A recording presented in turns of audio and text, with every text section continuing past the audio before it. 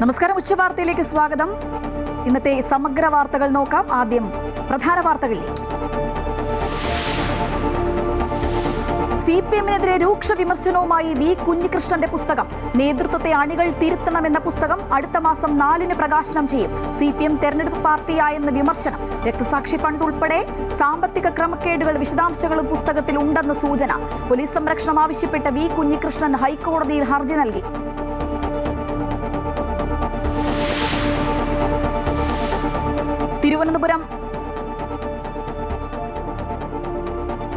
Thiruvananthapuram Kasaragod rapid rail പദ്ധതി കേരളത്തിൽ പ്രായോഗികമല്ല എന്ന ഇ ശ്രീധരൻ. സംസ്ഥാന സർക്കാരുമായി ആശയവിനിമയം നടത്തിയിട്ടില്ല. RRTS ഇലക്ഷൻ സ്റ്റണ്ട് മാത്രമെന്നും മെട്രോമാൻ.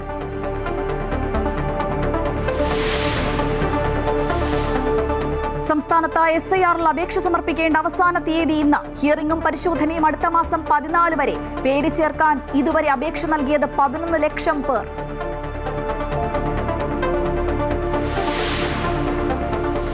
സംസ്ഥാന നേതൃത്വത്തിന് കൈകൊടുത്ത് ശശി തരൂർ. ഇടവേളയ്ക്ക് ശേഷം KPCC ആസ്ഥാനത്ത്. എന്നും കോൺഗ്രസ് നേതൃത്വത്തോടൊപ്പം എന്ന തരൂർ. പ്രചരണത്തിന് മുൻനിരയിൽ തന്നെ തരൂർ ഉണ്ടാകുമെന്നും VD സതീശൻ.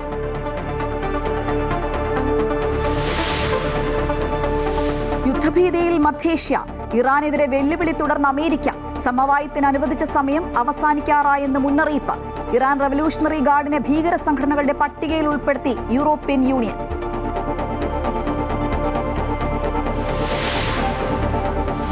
ശബരിമല സ്വർണ്ണക്കൊള്ളയിൽ നടൻ ജയറാമിനെ ചോദ്യം ചെയ്ത SIT. പോറ്റിയെയും ഗോവർദ്ധനെയും അറിയാമെന്ന് ജയറാം. ദേവസ്വം മുൻ എക്സിക്യൂട്ടീവ് ഓഫീസർ സുധീഷ് കുമാറിന്റെ ജാമ്യാപേക്ഷ കൊല്ലം കോടതി തിങ്കളാഴ്ച പരിഗണിക്കും. കുറ്റപത്രം സമർപ്പിക്കാത്തതിനാൽ സ്വാഭാവിക ജാമ്യം വേണമെന്ന ഹർജി.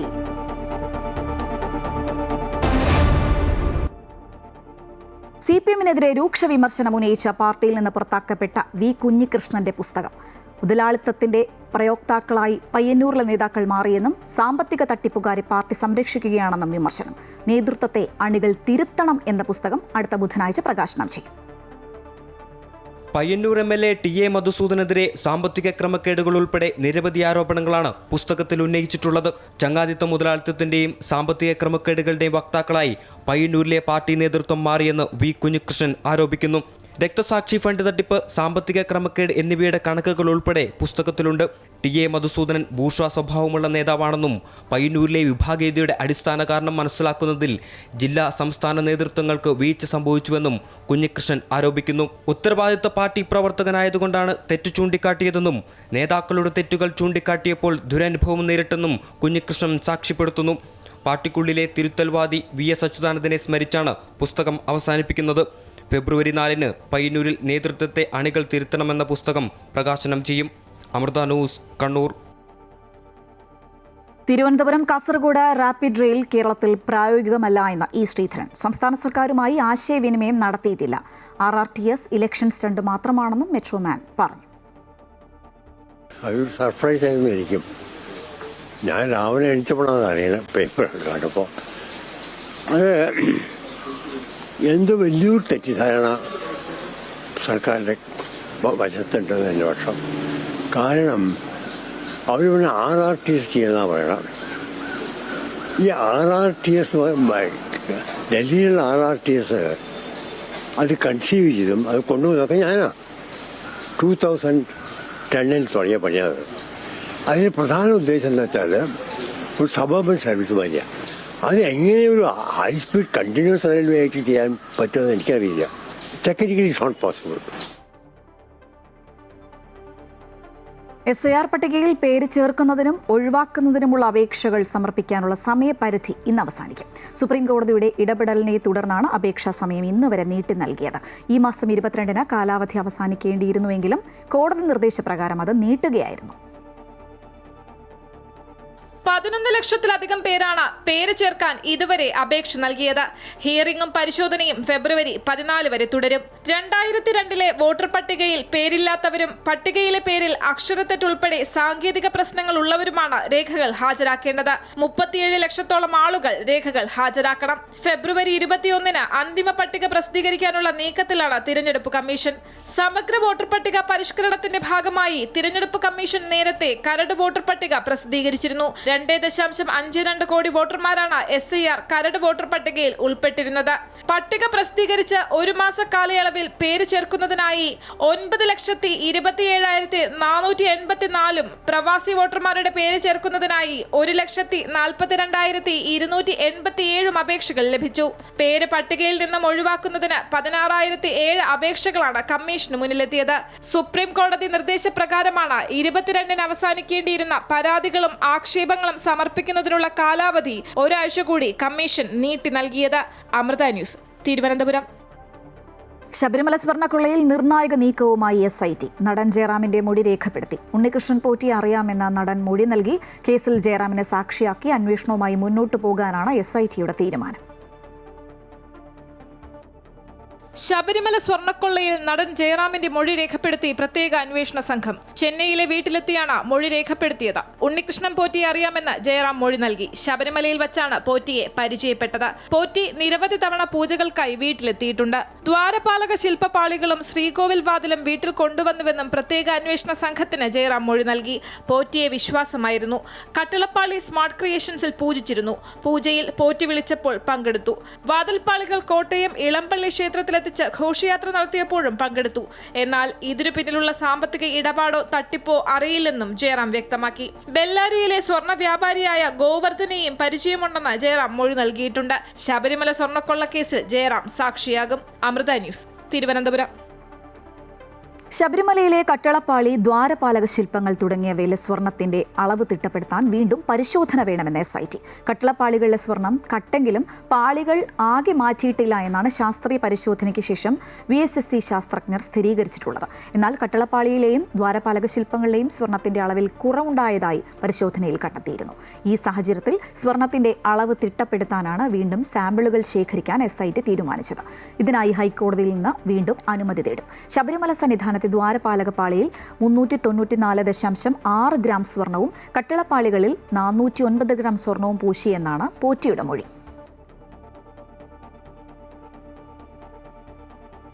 ശബരിമല സ്വർണ്ണക്കൊള്ളയിൽ അറസ്റ്റിലായ മുൻ എക്സിക്യൂട്ടീവ് ഓഫീസർ സുധീഷ് കുമാറിന്റെ ജാമ്യ ഹർജി തിങ്കളാഴ്ച കൊല്ലം വിജിലൻസ് കോടതി പരിഗണിക്കും. 2 കേസുകളിലും അറസ്റ്റിലായി റിമാൻഡ് കാലാവധി 90 ദിവസം കഴിഞ്ഞത് കാട്ടി സ്വാഭാവിക ജാമ്യത്തിനായാണ് ഹർജി സമർപ്പിച്ചത്. SIT കുറ്റപത്രം നൽകാത്തത് മൂലം നേരത്തെ മുൻ അഡ്മിനിസ്ട്രേറ്റീവ് ഓഫീസർ മുരാരി ബാബുവിന് കോടതി സ്വാഭാവിക ജാമ്യം നൽകിയിരുന്നു. ഉണ്ണികൃഷ്ണൻ പോറ്റിക്കും ദ്വാരപാലക കേസിൽ സ്വാഭാവിക ജാമ്യം അനുവദിച്ചിരുന്നു. ഇറാനെ ആക്രമിക്കാൻ അമേരിക്ക തയ്യാറെടുക്കുന്നുവെന്ന സൂചനകൾ ശക്തമാകുന്നു. ആണവായുധങ്ങൾ ഉപേക്ഷിക്കുന്നതിനുള്ള കരാറുമായി ബന്ധപ്പെട്ട ചർച്ചയ്ക്ക് തയ്യാറാകാത്ത പക്ഷം അടുത്ത ആക്രമണം വളരെ രൂക്ഷമായിരിക്കുമെന്നാണ് ഡൊണാൾഡ് ട്രംപ് ഇറാന് മുന്നറിയിപ്പ് നൽകിയത്. അതിനിടെ ഇറാന്റെ അർദ്ധസൈനിക വിഭാഗമായ റവല്യൂഷണറി ഗാർഡിനെ യൂറോപ്യൻ യൂണിയൻ ഭീകര സംഘടനകളുടെ പട്ടികയിൽ പെടുത്തി. ഇറാനിലെ നിലവിലെ അസ്വസ്ഥതകൾക്കിടയിൽ അമേരിക്കയും ഇറാനും തമ്മിലുള്ള പിരിമുറുക്കവും വർദ്ധിക്കുകയാണ്. സർക്കാർ അടിച്ചമർത്തലിനെതിരായ പ്രതിഷേധങ്ങളിൽ ആയിരക്കണക്കിന് ആളുകളാണ് ഇറാനിൽ കൊല്ലപ്പെട്ടത്. അതിനിടയിലാണ് ഇറാന് നേരെ വീണ്ടും രൂക്ഷമായ ആക്രമണം നടത്തിയേക്കുമെന്ന ഭീഷണിയുമായി അമേരിക്കൻ പ്രസിഡന്റ് ഡൊണാൾഡ് ട്രംപ് രംഗത്ത് വന്നത്. അമേരിക്കയുടെ നാവികപ്പട മേഖലയിലേക്ക് നീങ്ങുന്നുണ്ടെന്നും ആവശ്യമെങ്കിൽ വേഗതയോടെയും ആക്രമണ സ്വഭാവത്തോടെയും ദൗത്യം നിറവേറ്റാൻ അവർ സദാ സന്നദ്ധരാണെന്നും ട്രംപ് മുന്നറിയിപ്പ് നൽകുന്നു. അഭ്യൂഹങ്ങൾക്കിടെ അമേരിക്കയുടെ ആണവ സ്നിഫർ വിമാനവും ബ്രിട്ടനിലെത്തി. ഇറാന്റെ ആണവ കേന്ദ്രങ്ങളിൽ ആക്രമണം നടത്തണോ വേണ്ടയോ എന്ന് ഡൊണാൾഡ് ട്രംപ് വിലയിരുത്തുന്നതിനിടയിലാണ് US ന്യൂക് സ്നിഫർ വിമാനം ബ്രിട്ടനിൽ എത്തിയിരിക്കുന്നത്. ഇറാനുമായുള്ള സംഘർഷത്തിനുള്ള തയ്യാറെടുപ്പുകളെക്കുറിച്ചുള്ള അഭ്യൂഹങ്ങൾക്ക് ഇപ്പോൾ ഈ വിമാനത്തിന്റെ അപൂർവ വരവ് ആക്കം കൂട്ടിയിരിക്കുകയാണ്. എന്നാൽ ഏതൊരു ആക്രമണത്തിനും കനത്ത തിരിച്ചടി നൽകുമെന്ന് ഇറാനും പ്രഖ്യാപിച്ചു. അതിനിടെ ഇറാന്റെ അർദ്ധസൈനിക വിഭാഗമായ റവല്യൂഷണറി ഗാർഡിനെ യൂറോപ്യൻ യൂണിയൻ ഭീകര സംഘടനകളുടെ പട്ടികയിൽ ഉൾപ്പെടുത്തി. രാജ്യവ്യാപക പ്രക്ഷോഭങ്ങളെ ഇറാൻ സർക്കാർ റവല്യൂഷണറി ഗാർഡിനെ ഉപയോഗിച്ച് അടിച്ചമർത്തിയതിന്റെ പിന്നാലെയാണ് നടപടി. യൂറോപ്യൻ യൂണിയനിലെ വിദേശകാര്യമന്ത്രിമാർ ഐകകണ്ഠേന ഈ തീരുമാനത്തിന് അംഗീകാരം നൽകിയതായി യൂറോപ്യൻ യൂണിയൻ വിദേശനയ വിഭാഗം അധ്യക്ഷനായ കല്ലാസ് അറിയിച്ചു. അതേസമയം യൂറോപ്യൻ യൂണിയന്റെ നീക്കം നിയമവിരുദ്ധം എന്നായിരുന്നു ഇറാന്റെ പ്രതികരണം. News desk, Amrita news. Maharashtra ഉപമുഖ്യമന്ത്രി അജിത് പവാറിന്റെ മരണത്തിനിടയാക്കിയ വിമാനാപകടം മഹാരാഷ്ട്ര CID അന്വേഷിക്കും. ഇത് സംബന്ധിച്ച് സംസ്ഥാന സർക്കാർ ഉത്തരവിറക്കി. അജിത് പവാർ ഉൾപ്പെടെയുള്ളവരുടെ മരണകാരണം സംബന്ധിച്ചാണ് അന്വേഷണം പുരോഗമിക്കുന്നത്. മഹാരാഷ്ട്ര ഉപമുഖ്യമന്ത്രിയും NCP നേതാവുമായ അജിത് പവാറിന്റെ മരണത്തിന് കാരണമായ അപകടത്തിൽപ്പെട്ട വിമാനത്തിന്റെ ബ്ലാക്ക് ബോക്സ് അന്വേഷണ ഉദ്യോഗസ്ഥർ കണ്ടെടുത്തിരുന്നു. നിർണായക വിവരങ്ങൾ ലഭ്യമാകുമെന്നാണ് അന്വേഷണ സംഘത്തിന്റെ വിലയിരുത്തൽ. ഫ്ലൈറ്റ് ഡേറ്റ റെക്കോർഡറും കോക്പിറ്റ് വോയിസ് റെക്കോർഡറും ഉൾപ്പെടുന്ന ബ്ലാക്ക് ബോക്സ് വിശകലനം ചെയ്ത് അപകടത്തിലേക്ക് നയിച്ച കാരണം കണ്ടെത്താനുള്ള ശ്രമങ്ങളാണ് അന്വേഷണ സംഘം നടത്തുന്നത്. അതിനിടെ വിമാനാപകടത്തിൽ അന്വേഷണം മഹാരാഷ്ട്ര CID വിഭാഗത്തിന് സർക്കാർ കൈമാറി. അജിത് പവാർ ഉൾപ്പെടെയുള്ളവരുടെ മരണകാരണമാണ് പ്രധാനമായും അന്വേഷിക്കുക. അപകടത്തിന് തൊട്ടുമുൻപ് പൈലറ്റ് "ഓ ഷിറ്റ്" എന്ന വാക്ക് ഉപയോഗിച്ചതായി ബ്ലാക്ക് ബോക്സ് പരിശോധനയിൽ കണ്ടെത്തി. പൈലറ്റ് സുമിത് കപൂറിനൊപ്പമുണ്ടായിരുന്ന വനിതാ പൈലറ്റ് സാംഭവി പഥക്കാണ് ഈ പദപ്രയോഗം നടത്തിയത്. അതേസമയം ബാരാമതി വിമാനത്താവളത്തിൽ സ്ഥിരം ATC ഇല്ലാത്തതും അഗ്നിശമന സംവിധാനത്തിന്റെ അഭാവവും ദുരന്തത്തിന്റെ ആക്കം കൂട്ടിയെന്നാണ് വിലയിരുത്തൽ. സുരക്ഷാ പരിശോധന വേണമെന്ന ആവശ്യം നേരത്തെ തന്നെ ഉയർന്നിരുന്നു. പക്ഷേ വേണ്ടത്ര നടപടികൾ സ്വീകരിച്ചിരുന്നില്ല. എയർ സ്ട്രിപ്പുകളുടെ കാര്യത്തിൽ വ്യോമയാന മന്ത്രാലയം സുരക്ഷാ പരിശോധന നടത്തണമെന്ന് വ്യോമയാന വിദഗ്ധർ വ്യക്തമാക്കിയിട്ടുണ്ട്. ബുധനാഴ്ച രാവിലെയായിരുന്നു പൂനെ ജില്ലയിലെ ബാരാമതി വിമാനത്താവളത്തിൽ സ്വകാര്യ ജെറ്റ് വിമാനം തകർന്നു വീണ് അജിത് പവാർ ഉൾപ്പെടെ 5 പേർ അപകടത്തിൽപ്പെട്ട് മരിച്ചത്. News desk Amrita news. Ajit പവാറിന്റെ വിയോഗത്തെ തുടർന്ന് പ്രതിസന്ധിയിലായ NCP നേതൃത്വം അജിത് പവാറിന്റെ ഭാര്യ സുനേത്ര പവാറിനെ ഉപമുഖ്യമന്ത്രി സ്ഥാനത്തേക്ക് കൊണ്ടുവരാനുള്ള നീക്കം സജീവമാക്കി. നിയമസഭാ കക്ഷി നേതാവായി ആര് വരും എന്നുള്ള പ്രധാന ചോദ്യം ഉയർന്നതോടെയാണ് സുനേത്ര പവാറിന്റെ പേര് സജീവമായത്. ബാരാമതിയിൽ നടക്കുന്ന ഉപതെരഞ്ഞെടുപ്പിൽ സുനേത്ര പവാർ സ്ഥാനാർത്ഥിയായേക്കുമെന്നും അവർ പിന്നീട് നിയമസഭാ കക്ഷി നേതാവാകുമെന്നുമാണ് പാർട്ടി നേതാക്കൾ വ്യക്തമാക്കുന്നത്. പാർട്ടി പ്രവർത്തകരെയും MLA-മാരെയും സുനേത്ര പവാറിലൂടെ ഒന്നിപ്പിച്ചു നിർത്താൻ കഴിയും എന്നാണ് നേതാക്കൾ കരുതുന്നത്. സുനേത്രയെ മുഖ്യമന്ത്രിയാക്കാനുള്ള നിർദ്ദേശങ്ങളും മറ്റ് ഭാവി പരിപാടികളും ചർച്ച ചെയ്യുന്നതിനായി NCP നേതാക്കൾ മുഖ്യമന്ത്രി ദേവേന്ദ്ര ഫട്നാവിസുമായി കൂടിക്കാഴ്ച നടത്തിയേക്കും. കോഴിക്കോട് മാളിക്കടവിലെ യുവതിയുടെ കൊലപാതകത്തിൽ പ്രതി വൈശാഖനുമായി പോലീസ് തെളിവെടുപ്പ് നടത്തി. മുരിക്കരയിലെ കൊലപാതകം നടന്ന വൈശാഖന്റെ ഇൻഡസ്ട്രിയിലാണ് ആദ്യം തെളിവെടുപ്പ് നടത്തിയത്. കുറ്റബോധമുണ്ടെന്നും കൊലപാതക ശേഷം എല്ലാ വിവരങ്ങളും ഭാര്യയോട് പറഞ്ഞിരുന്നുവെന്നും വൈശാഖൻ മാധ്യമങ്ങളോട് പറഞ്ഞു. 5 ദിവസത്തേക്കാണ് പ്രതിയെ എലത്തൂർ പോലീസ് കസ്റ്റഡിയിൽ വാങ്ങിയത്. കൊലപാതകം നടന്ന മോരിക്കരയിലെ പ്രതി വൈശാഖന്റെ ഉടമസ്ഥതയിലുള്ള ഇൻഡസ്ട്രിയിലും ജ്യൂസ് വാങ്ങിയ ബേക്കറിയിലും ഉറക്കഗുളിക വാങ്ങിയ മെഡിക്കൽ ഷോപ്പിലുമാണ് തെളിവെടുപ്പ് നടന്നത്. യുവതിക്ക് ഉറക്കഗുളിക കലർത്തിയ ജ്യൂസ് നൽകിയതും ഒരുമിച്ച് കഴുത്തിൽ കുരുക്കിട്ടതും ശേഷം സ്റ്റൂൾ തട്ടിമാറ്റിയതുമെല്ലാം പ്രതി വൈശാഖൻ തെളിവെടുപ്പിനിടെ പോലീസിനോട് വിശദീകരിച്ചു. ഒരുമിച്ച് മരിക്കാനായിരുന്നു തീരുമാനിച്ചതെന്നും കുറ്റബോധമുണ്ടെന്നും വൈശാഖൻ മാധ്യമങ്ങളോട് പ്രതികരിച്ചു. കൊലപാതക ശേഷം എല്ലാം തന്റെ ഭാര്യയോട് പറഞ്ഞിരുന്നുവെന്നും വൈശാഖൻ വ്യക്തമാക്കി. ഞങ്ങൾ രണ്ടാമോ സൂയിസൈഡ് ചെയ്യാന്ന് വിചാരിച്ചായിരുന്നു. ഞാൻ മരിച്ചില്ല, അവരോട് ഞാൻ പറഞ്ഞിട്ടുണ്ട് ഹോസ്പിറ്റലിൽ ഈ കാര്യങ്ങളൊക്കെ. വൈശാഖനെ വിശദമായി വീണ്ടും ചോദ്യം ചെയ്യുമെന്ന് പോലീസ് അറിയിച്ചു. കഴിഞ്ഞ വെള്ളിയാഴ്ചയാണ് ഒരുമിച്ച് ജീവനൊടുക്കാമെന്ന് പറഞ്ഞ് 26-കാരിയെ വിളിച്ചുവരുത്തി വൈശാഖൻ കൊലപ്പെടുത്തിയത്. യുവതിയുമായുള്ള ബന്ധം ഭാര്യ അറിയുമെന്ന ഭയമായിരുന്നു കൊലപാതകത്തിലേക്ക് നയിച്ചത്. 16 വയസ്സ് മുതൽ തന്നെ വൈശാഖൻ പീഡനത്തിനിരയാക്കിയിട്ടുണ്ടെന്ന് യുവതി ഡയറിയിൽ കുറിച്ചിരുന്നു. തുടർന്ന് പ്രതിക്കെതിരെ പോക്സോ വകുപ്പ് ചുമത്തി മറ്റൊരു FIR രജിസ്റ്റർ ചെയ്തിട്ടുണ്ട്. എലത്തൂർ പോലീസാണ് കേസ് അന്വേഷിക്കുന്നത്. അമൃത ന്യൂസ്, കോഴിക്കോട്. രാഷ്ട്രപിതാവ് മഹാത്മാഗാന്ധിയുടെ 78ാം രക്തസാക്ഷി ദിനം ആചരിച്ച രാജ്യം. രാജ്ഘട്ടിൽ രാഷ്ട്രപതിയും പ്രധാനമന്ത്രിയും പുഷ്പചക്രം സമർപ്പിച്ചു. തുടർന്ന് സർവ്വമത പ്രാർത്ഥനയും നടന്നു. വൈസ് പ്രസിഡന്റ് CP രാധാകൃഷ്ണൻ, കേന്ദ്രമന്ത്രിമാരായ രാജ്നാഥ് സിംഗ്, മനോഹർലാൽ ഖട്ടർ തുടങ്ങിയവരും രാഷ്ട്രപിതാവിന് ആദരം അർപ്പിച്ചു. രാജ്യത്തിന്റെ വിവിധ ഇടങ്ങളിൽ രക്തസാക്ഷിത്വ ദിനാചരണത്തിന്റെ ഭാഗമായി വിവിധ പരിപാടികൾ സംഘടിപ്പിച്ചിട്ടുണ്ട്.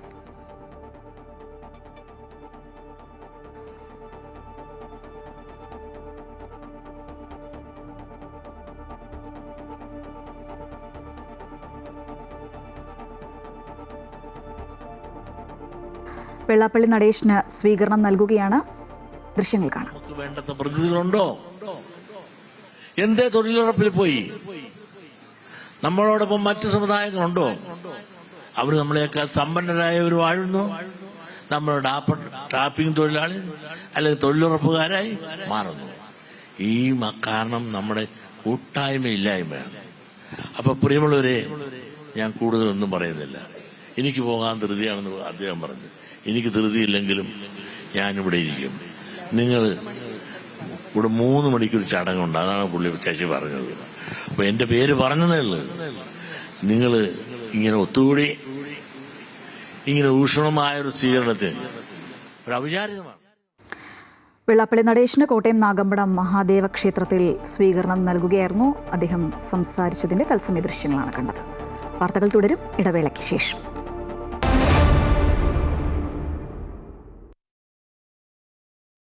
രാഹുൽ ഗാന്ധിയുമായുള്ള മഞ്ഞുരുകലിന് പിന്നാലെ ഏറെ നാളത്തെ ഇടവേളയ്ക്ക് ശേഷം KPCC ആസ്ഥാനത്തെത്തി സംസ്ഥാന നേതൃത്വത്തിന് കൈകൊടുത്ത ശശി തരൂർ. തരൂരിനെ ചേർത്ത് നിർത്തി സംസ്ഥാന ഘടകം. രാഹുൽ ഗാന്ധിയാണ് തന്റെ നേതാവെന്നും കോൺഗ്രസ് നേതൃത്വത്തോടൊപ്പം എന്നും തരൂർ വ്യക്തമാക്കി. തരൂർ ലോകമറിയുന്ന വ്യക്തിയെന്നും 140 മണ്ഡലങ്ങളിലെയും പ്രചരണത്തിന് മുൻനിരയിൽ തന്നെ ഉണ്ടാകുമെന്നും പ്രതിപക്ഷ നേതാവും വ്യക്തമാക്കി. ഞാൻ പറയാം, ഞാൻ എവിടേക്കും പോകില്ല, ഞാൻ കോൺഗ്രസ് തന്നെയാണ്. ഈ തെരഞ്ഞെടുപ്പിനെ സജീവമായി കാണും, UDFന്റെ വിജയത്തിന് വേണ്ടി ഇറങ്ങും, അതൊക്കെ പറയാം. പക്ഷേ അത് എന്തോന്ന് എന്നോട് മാത്രം ഇത് പറയാൻ ആവശ്യപ്പെടുന്നതാണ് ചോദ്യം. എന്താണ് എൻ്റെ ഒരു കുഴപ്പം? നിങ്ങൾക്ക് എന്നെക്കുറിച്ച് എന്താ നിങ്ങളുടെ മനസ്സിലുള്ള ചോദ്യം എനിക്ക് മനസ്സിലായിട്ടില്ല. പക്ഷേ എന്തായാലും ഞാനുണ്ട്, ഇനിയും കണ്ടുകൊണ്ടിരിക്കും. ഈ തെരഞ്ഞെടുപ്പിൽ അദ്ദേഹത്തിൻ്റെ മുഖം കേരളത്തിലെ 140 നിയോജകമണ്ഡലങ്ങളുണ്ടാവും. ശശി തരൂർ എന്ന് പറയുന്ന ഒരു വ്യക്തി ഒരു വിശ്വപൗരനായിട്ടുള്ള വ്യക്തിയാണ്. കോൺഗ്രസിൻ്റെ അഭിമാനമായിട്ടുള്ള ഒരാളാണ്. അദ്ദേഹം വിദേശ സർവീസിൽ നിന്ന് വന്ന ഒരാളാണ്. അദ്ദേഹം ഈ ലോകം അറിയപ്പെടുന്ന എഴുത്തുകാരനാണ്. അദ്ദേഹത്തെ ഇഷ്ടപ്പെടുന്ന ഒരു വലിയൊരു സമൂഹം കേരളത്തിലെ ജനങ്ങളുടെ ഇടയിലുണ്ട്. നിങ്ങൾ മാധ്യമങ്ങൾ ഒരു ദിവസം പറയും ശശി തരൂർ CPM-നോട് ചർച്ച നടത്തി. ശശി തരൂർ നിഷേധിച്ചാൽ നിങ്ങളിപ്പോൾ അത് വിശ്വസിക്കുന്നില്ല. തരൂരിൻ്റെ പേര് പറയുന്നതിനകത്ത് ഒരു കാര്യമില്ല. അത് അദ്ദേഹം പ്രഖ്യാപിച്ചിട്ടുണ്ട്, അദ്ദേഹം വ്യക്തമാക്കിയിട്ടുണ്ട്. ഞാൻ ആ കാര്യങ്ങളെക്കുറിച്ചൊന്നുമില്ലാന്ന്. കോൺഗ്രസ് പ്രവർത്തക സമിതി അംഗമാണ് അദ്ദേഹം കോൺഗ്രസ് പാർട്ടിയുടെ തിരഞ്ഞെടുപ്പ് ക്യാമ്പയിനിൽ വളരെ സജീവമായി ശക്തമായിട്ട് പാർട്ടി നിർദ്ദേശങ്ങളുമായി ബന്ധപ്പെട്ടുണ്ടാകും എന്നുള്ള കാര്യം നിങ്ങൾക്ക് ഉറപ്പിക്കാം. കൂടുതൽ വിവരങ്ങളുമായി അൺഫിലിറ്റ് ഡിസൂസ ചേരുകയാണ്. അൺഫിലിറ്റ്, നിയമസഭാ തെരഞ്ഞെടുപ്പ് അടുത്തിരിക്കുന്ന വേളയിൽ കോൺഗ്രസിനെ സംബന്ധിച്ച് ഏറെ വലിയൊരു ആശങ്ക എന്നത് ശശി തരൂർ തന്നെയായിരുന്നു. മഞ്ഞുരുക്കം പൂർണ്ണമായി എന്ന് വ്യക്തമാകുന്നു. കാരണം അദ്ദേഹം KPCC ആസ്ഥാനത്ത് ഒരു പരിപാടിയിൽ എത്തിച്ചേർന്നിരിക്കുകയാണ്. നേതാക്കളൊക്കെ പരസ്പരം പുകഴ്ത്തി സംസാരിക്കുകയും ചെയ്യുന്നു. തീർച്ചയായും ശശി തരൂരിനെ ഈ ഏറെക്കാലമായി ശശി തരൂർ സംസ്ഥാന നേതൃത്വത്തിനപ്പുറത്തേക്ക് ദേശീയ നേതൃത്വവുമായി വലിയ രീതിയിൽ അകർച്ചയിലായിരുന്നു. ഇടയ്ക്ക് ഇണങ്ങിയും പിണങ്ങിയും ഒക്കെ മുന്നോട്ട് പോകുന്നു. എന്നാൽ ഇടയ്ക്ക് രാഹുൽ ഗാന്ധി ഒരു അകർച്ച എന്ന് പറയുന്നത് വലിയ രീതിയിലൊരു അകർച്ചയായി മാറുകയാണ്. ഡൽഹിയിലെ ചർച്ചകളിൽ നിന്നൊക്കെ മാറി നിൽക്കുകയൊക്കെ ചെയ്തു. ഇതിനിടയ്ക്ക് തരൂർ CPM-ലേക്ക് പോകുന്നു എന്ന രീതിയിലുള്ള വാർത്തകളും അഭ്യൂഹങ്ങളും ഒക്കെ പ്രചരിച്ചിരുന്ന ഒരു വേളയിലാണ് തരൂർ പല പാർട്ടി വേദികളിലും, അതായത് പാർട്ടിയുടെ ഔദ്യോഗികമായ വേദികളിൽ നിന്നൊക്കെ മാറി നിൽക്കുന്ന ഒരു ഘട്ടത്തിൽ അദ്ദേഹം പിന്നീട് നേതൃത്വം ഇടപെട്ടും ഒക്കെ തന്നെ ഈ ചർച്ചയ്ക്ക് വഴിയൊരു സാഹചര്യം ഉണ്ടാവുകയും ഇത് രാഹുൽ ഗാന്ധിയുമായുള്ള അകർച്ച അദ്ദേഹം പറഞ്ഞവർ പരസ്പരം ചർച്ച ചെയ്ത് സംസാരിച്ച് അകർച്ച മാറുകയും ചെയ്തു. എന്നാൽ ഇന്നിപ്പോൾ സംഭവിച്ചിരിക്കുന്നത് KPCC ആസ്ഥാനത്ത് എത്തി സംസ്ഥാന നേതൃത്വവുമായി കൈകൊടുത്തു എന്നുള്ളതാണ്. കാരണം അതിനൊരു പ്രാധാന്യമുണ്ട്. അദ്ദേഹം സംസ്ഥാന നേതൃത്വവുമായി പലപ്പോഴും വലിയ കുറേ നാളുകളായി അദ്ദേഹം അകർച്ചയില്ല. എന്നാൽ വലിയ രീതിയിലുള്ള അകർച്ച തന്നെയായിരുന്നു. കാരണം പലപ്പോഴും അദ്ദേഹം അത് പരസ്യമായി തന്നെ പ്രതികരിക്കുന്ന ഒരു സാഹചര്യം പോലും ഉണ്ടായി. പക്ഷേ ഈ തെരഞ്ഞെടുപ്പ് സമയമായപ്പോൾ, കാരണം UDF-നെ സംബന്ധിച്ച്, പ്രത്യേകിച്ച് കോൺഗ്രസിനെ സംബന്ധിച്ച് ഇനി മറ്റെന്ത് പടലപ്പിടക്കങ്ങൾ ഉണ്ടായാലും അതൊക്കെ മാറ്റി നിർത്തി ഒറ്റക്കെട്ടായി നിന്ന് ടീം UDF ആയിരുന്നു ഈ തെരഞ്ഞെടുപ്പിനെ നേരിടുക. അതുകൊണ്ട് തന്നെ ഈ ആസന്നമായിരിക്കുന്ന ഈ തെരഞ്ഞെടുപ്പ് വേളയിൽ ശശി പോലുള്ള നേതാവിനേക്ക്, ദേശീയ നേതാവാണ് അദ്ദേഹത്തെ മാറ്റി നിർത്തുന്നത് തിരിച്ചടിയാകുമെന്ന വിലയിരുത്തൽ തന്നെയാണ്. ആ കൃത്യമായ പാർട്ടി നേതൃത്വം വിലയിരുത്തുന്നു. അതുകൊണ്ട് തന്നെയാണ് തരൂരിനെ ചേർത്ത് നിർത്താനായി ഹൈക്കമാൻഡിന്റെ ഇടപെടൽ ഉണ്ടായിരിക്കുന്നു. ഹൈക്കമാൻഡിന്റെ നിർദ്ദേശം തന്നെ KPCC നേതൃത്വത്തിന് ലഭിച്ചിട്ടുണ്ട്. ഈ സാഹചര്യത്തിലാണ് തരൂരും ആ രീതിയിൽ തന്നെയാണ് അദ്ദേഹത്തിന്റെ നിലപാട്. കാരണം അദ്ദേഹം രാഹുൽ ഗാന്ധിയെ താൻ അംഗീകരിക്കുന്നു, അന്നും ഇന്നും എല്ലാ കാലവും കോൺഗ്രസിനോടൊപ്പം തന്നെ ആകുമെന്നും ഒരു ഘട്ടത്തിൽ പോലും രാഷ്ട്രീയമായി താൻ എതിർത്തിട്ടില്ല എന്ന് തരൂർ പറയാൻ തയ്യാറായി. മാത്രമല്ല രാഹുൽ ഗാന്ധി പേരെടുത്ത് പറഞ്ഞ് അദ്ദേഹം പ്രശംസിക്കുക കൂടി ചെയ്യുകയാണ്. അതിനപ്പുറത്തേക്ക് നമ്മൾ കാണേണ്ട കാഴ്ച ഈ സംസ്ഥാന നേതാവ്, പ്രത്യേകിച്ച് വി ഡി സതീശൻ ഓരോ ഘട്ടങ്ങളിലും തരൂർ പ്രതിസന്ധിയിലാക്കും മൗനം പാലിക്കുകയൊക്കെ ചെയ്യുന്ന വിഷയത്തിലാണ്. ശരി അൻഫിൽഡ്, രാഹുൽ ഗാന്ധിയുമായുള്ള മഞ്ഞുരുകലിന് പിന്നാലെ ഏറെ നാളത്തെ ഇടവേളയ്ക്ക് ശേഷം KPCC ആസ്ഥാനത്ത് എത്തി സംസ്ഥാന നേതൃത്വത്തിന് കൈകൊടുത്തിരിക്കുകയാണ് ശശി തരൂർ. വിവരങ്ങളുമായി ഒപ്പം ചേരുകയായിരുന്നു അൺഫിൽഡ് ഡിസൂസ. കേന്ദ്ര സംസ്ഥാന നയങ്ങൾക്കെതിരെ തൃശൂർ കളക്ടറേറ്റിലേക്ക് യൂത്ത് കോൺഗ്രസ് മാർച്ച് നടത്തുകയാണ്. അവിടെ നിന്നും തത്സമയം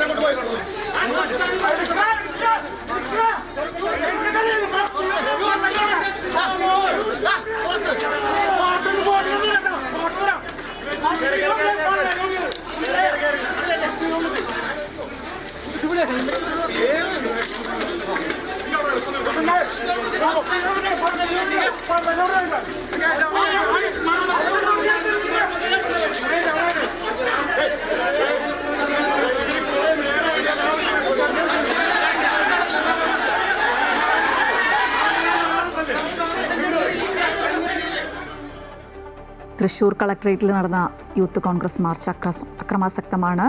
നേതാക്കളെ, പ്രവർത്തകരെ പോലീസ് അറസ്റ്റ് ചെയ്ത് നീക്കുന്ന തത്സമയ ദൃശ്യങ്ങളാണ് കണ്ടത്. നടിയെ ആക്രമിച്ച കേസിലെ ശിക്ഷ റദ്ദാക്കണമെന്നാവശ്യപ്പെട്ട ഒന്നാം പ്രതി പൾസർ സുനി ഹൈക്കോടതിയിൽ അപ്പീൽ നൽകി. നടിയുടെ ദൃശ്യം ചിത്രീകരിച്ചു എന്ന് പറയപ്പെടുന്ന മൊബൈൽ ഫോൺ കണ്ടെത്താനാകാത്തതിനാൽ ദൃശ്യങ്ങൾ പകർത്തി എന്ന് പറയുന്ന വാദം നിയമപരമായി നിലനിൽക്കില്ല എന്നും മെമ്മറി കാർഡ് കണ്ടെടുത്തത് നിയമപരമായ നടപടിക്രമങ്ങൾ പാലിക്കാതെയാണെന്നുമാണ് പൾസർ സുനി മുന്നോട്ട് വയ്ക്കുന്ന വാദം. നിയമത്ത് മത്സരിക്കാമോ എന്ന വി ശിവൻകുട്ടിയുടെ വെല്ലുവിളിക്ക് മറുപടി പറയാനില്ല എന്ന പ്രതിപക്ഷ നേതാവ് വി ഡി സതീശൻ. ശിവൻകുട്ടി വലിയ ഒരാൾ ആണെന്നും അദ്ദേഹത്തിന്റെ അത്ര സംസ്കാരവും നിലവാരവും തനിക്കില്ലെന്നും പ്രതിപക്ഷ നേതാവ് പരിഹസിച്ചു. ഏറ്റവും കൂടുതൽ ഡെയിലി ഒരു 20 കാർഡ് AKG സെന്ററിൽ നിന്നും ഒരു 10 കാർഡ് ഈ മന്ത്രിയുടെ അടുത്തും വരുവാണ്. എന്നെ ഇങ്ങനെ സഹായിക്കല്ലേ എന്നാണ് എൻ്റെ വിനയപൂർവ്വമായ അഭ്യർത്ഥന.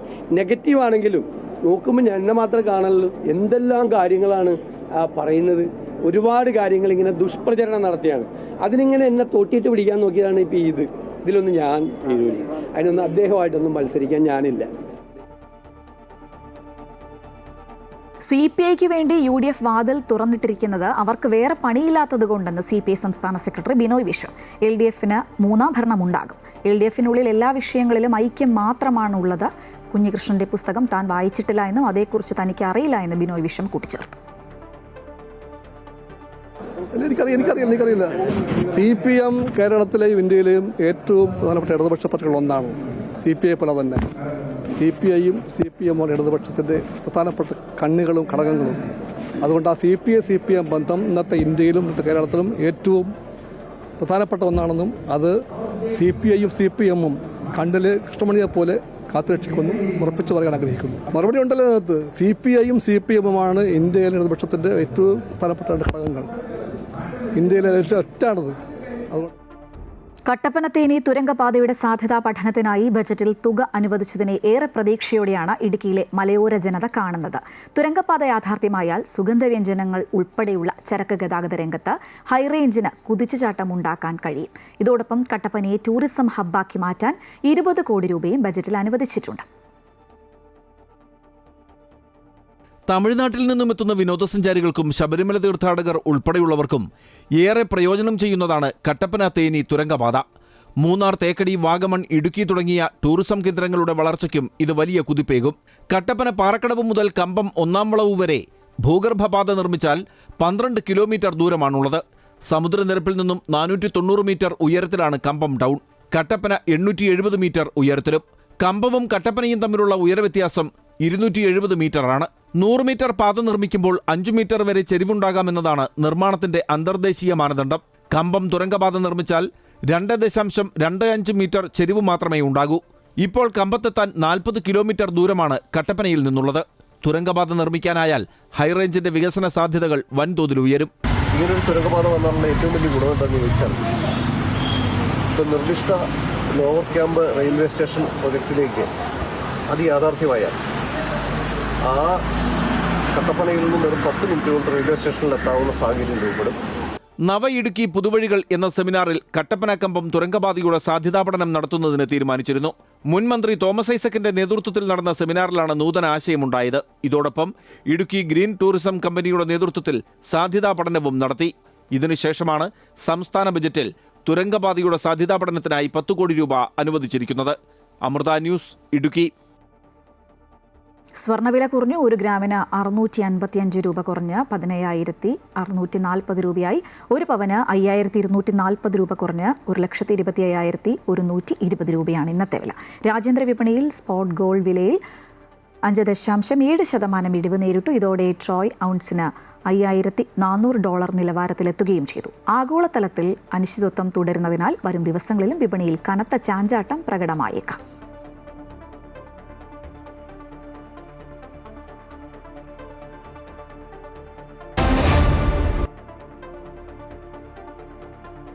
തിരുവനന്തപുരം ഗ്രീൻഫീൽഡ് സ്റ്റേഡിയത്തിൽ നടക്കാനിരിക്കുന്ന 5ാം T20 മത്സരത്തിന് മുന്നോടിയായി ഇന്ത്യൻ ടീം ശ്രീ പത്മനാഭസ്വാമി ക്ഷേത്ര ദർശനം നടത്തി. വടക്കേ നട വഴിയാണ് താരങ്ങളെത്തിയത്. സൂര്യകുമാർ യാദവ്, അക്സർ പട്ടേൽ, റിങ്കു സിംഗ്, വരുൺ ചക്രവർത്തി, അഭിഷേക് ശർമ്മ തുടങ്ങിയ താരങ്ങളാണ് ക്ഷേത്രത്തിലെത്തിയത്. ക്രിക്കറ്റ് പ്രേമികൾ ആകാംക്ഷയോടെ കാത്തിരിക്കുന്ന ഇന്ത്യ-ന്യൂസിലാൻഡ് 2020 പരമ്പരയിലെ 5ാം മത്സരം നാളെ വൈകിട്ട് 7 മണിക്കാണ്. സഞ്ജു സാംസന്റെ സാന്നിധ്യം ആരാധകർക്ക് ആവേശം പകരുന്നുണ്ട്.